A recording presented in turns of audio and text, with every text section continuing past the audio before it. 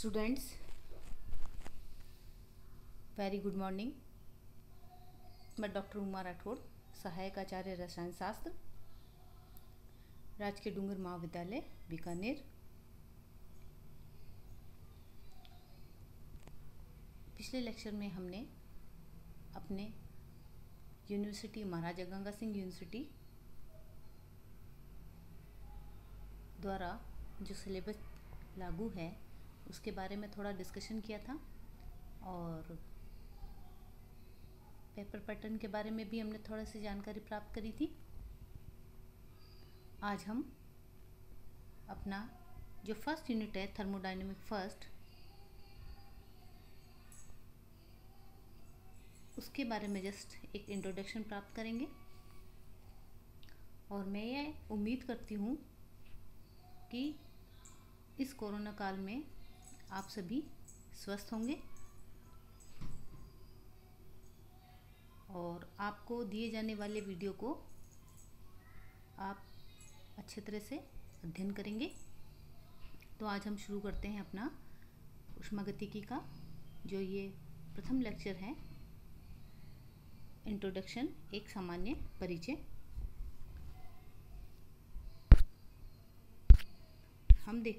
सबसे पहले हम जानेंगे कि ऊष्मागतिकी जो शब्द है उसका क्या मतलब है। ऊष्मागतिकी का शाब्दिक अर्थ है ऊष्मा का प्रवाह, यानी फ्लो ऑफ ऊष्मा, अर्थात ऊष्मा के प्रवाह को हम ऊष्मागतिकी कहेंगे। यह एक गणितीय विज्ञान है जिसके अंतर्गत हम ऊष्मा का ऊर्जा के अन्य रूपों के साथ साथ हम जो मात्रात्मक संबंध है, क्वांटिटेटिव जो रिलेशनशिप है, उसका भी अध्ययन करेंगे। It mean thermodynamic means flow of heat. Thus, thermodynamics is the study of flow of heat. Thermodynamics is a mathematical science in which we study the quantitative relationship between heat and other form of energy. ऊर्जा के विभिन्न रूप जैसे कि हमारे पास क्या हो सकते हैं, यांत्रिक ऊर्जा है, विकिरण ऊर्जा है, विद्युत ऊर्जा, रासायनिक ऊर्जा आदि का दूसरे में तथा ऊष्मा में रूपांतरण किया जाता है। इसे सामान्यतः जो ऊर्जा प्रक्रम भी कहा जा सकता है। ऊष्मागतिकी के इन रूपांतरणों के नियम का अध्ययन किया जाता है। ऊष्मागतिकी में ये नियम किसी सिद्धांत पर आधारित नहीं होते बल्कि मानव के युगों से संचित अनुभवों पर आधारित है। इन नियमों का प्रायोगिक सत्यापन भी किया जा सकता है। इसीलिए ऊष्मागतिकी को यथार्थ विज्ञान यानी एक्सीलेंट साइंस की संज्ञा दी जाती है। रासायनिक ऊष्मागतिकी ऊष्मागतिकी की एक सीमित शाखा है। इसके अंतर्गत रासायनिक पदार्थों के भौतिक रूपांतरण तथा रासायनिक अभिक्रियाओं के परिणाम स्वरूप होने वाले ऊर्जा के परिवर्तन का अध्ययन होता है। We know that energy can be transformed from one form to another form, which is generally known as energetics. In thermodynamics, we study these transformations. These transformations do not depend upon rules, but these are experienced by man for years. That is why thermodynamics is an exact science. Chemical thermodynamics is a branch of thermodynamics in which we study transformation of energy in many chemical reaction and chemical processes.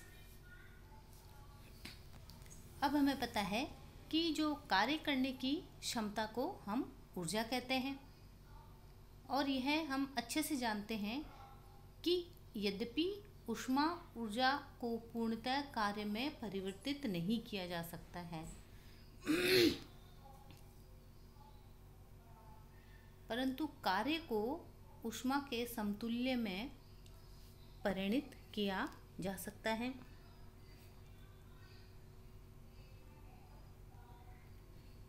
James joule ने 1840 में प्रदर्शित किया कि किया गया जो यांत्रिक कार्य है जिसे हम W द्वारा, मैकेनिकल वर्क है जिसे W का परिमाण उत्पन्न ऊष्मा यानी H के परिमाण का समानुपाती होता है, यानी हमारा W प्रोपोर्शनल H, जिसे प्रोपोर्शनल को हम एक कांस्टेंट J में चेंज कर सकते हैं, यानी W इज इक्वल टू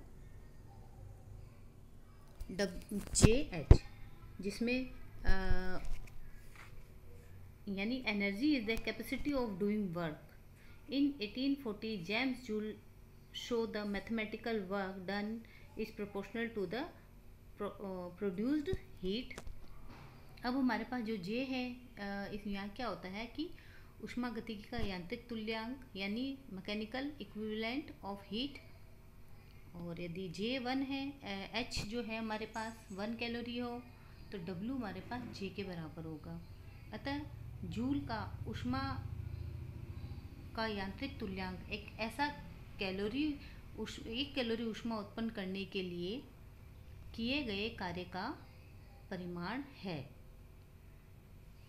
अब हम देखते हैं कि जो thermodynamic is mainly based upon 4 laws, जिसमें जो फर्स्ट लॉ है जिसे हम क्या कहते हैं, 0th law of thermodynamics,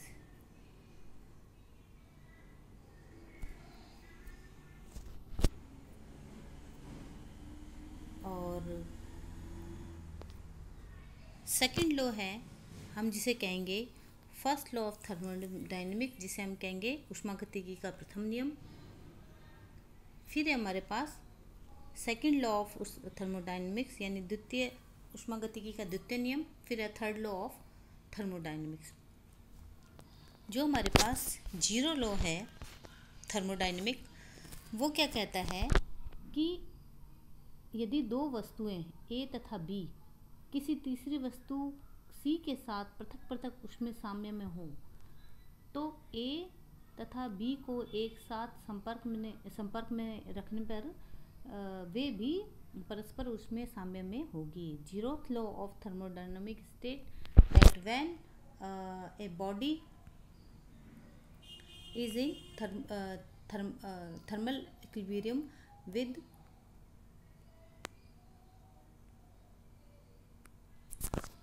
with body B and also separately with body C, then B and C will be in thermal equilibrium with each other. If 2 systems are in thermal equilibrium with the third system, they must be in thermal equilibrium with each other. The body A and B are also said to be in equilibrium, thermal equilibrium with each other if and only if the final temperature of both the bodies will be same, then they are kept near to each other. इसके बाद हमारे पास है ऊष्मागतिकी का प्रथम नियम, जिसे हम क्या कहते हैं, ब्रह्मांड, जो क्या कहता है कि ब्रह्मांड की कुल ऊर्जा स्थिर है, यानी first law of thermodynamic also called law of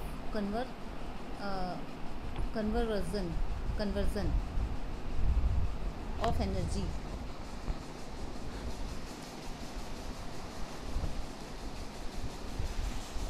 The first law of thermodynamics can be applied to the cyclic or non-cyclic processes. अब है हमारे पास द्वितीय नियम।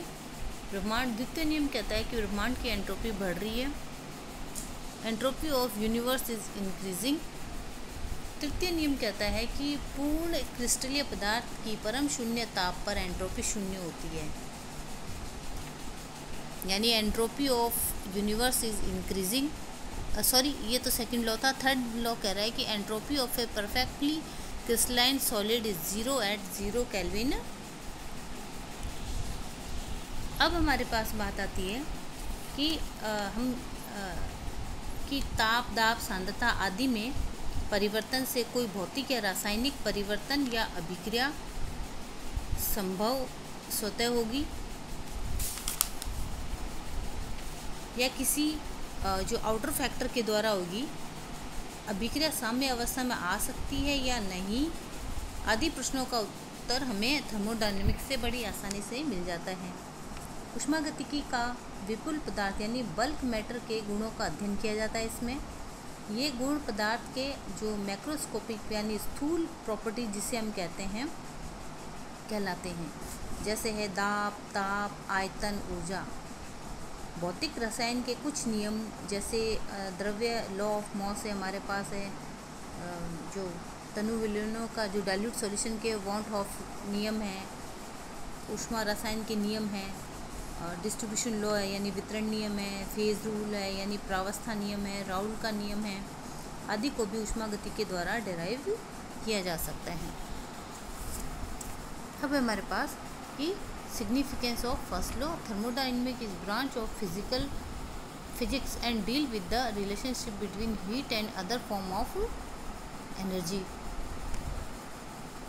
The first law of thermodynamics is a special form of the principle of conversion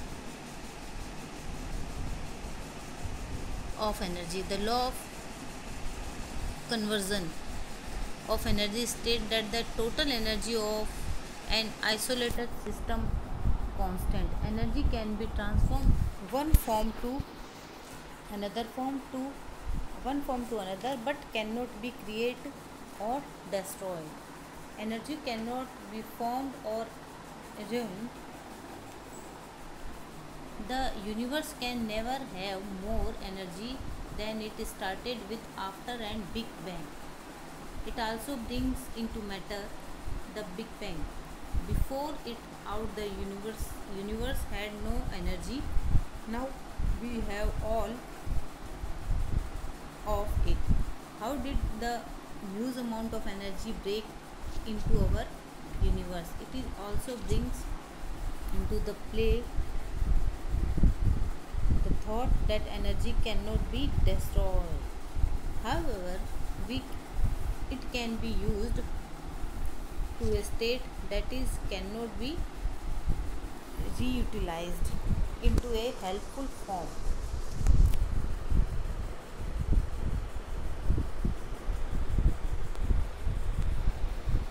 The first law of thermodynamics has the following significance. First जो significance है वो है it establishes the relation between heat and work and total energy of an isolated system must be remain constant. According to this law, the fixed amount of heat is needed to get a fixed amount of work, or to get a fixed amount of heat, a fixed amount of work is needed. Next point है it is impossible to get work or energy without expending something. Work and heat are equivalent to each other. It is nothing but the principle of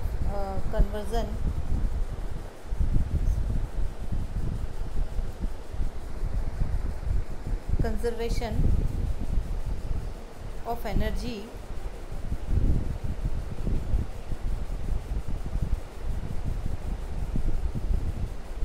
in any system.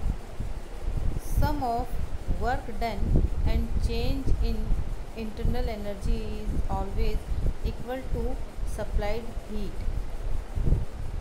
If the system gain or loss energy, then exactly the equivalent amount of energy of surrounding will have a loss or gain.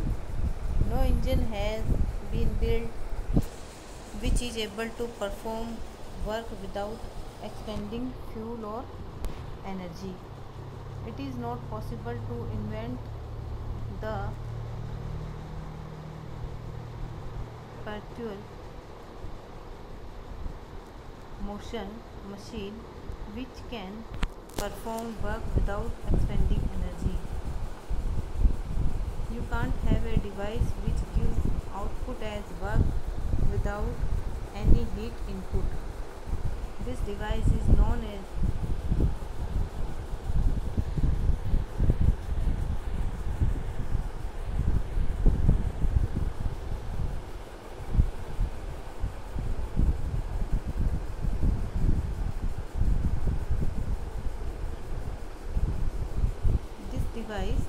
perpetual motion machine of a first kind, which is not probable.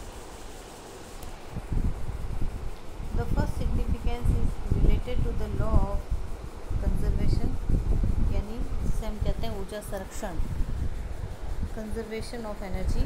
Heat and work both are different form of the same entity known as energy, which is conserved.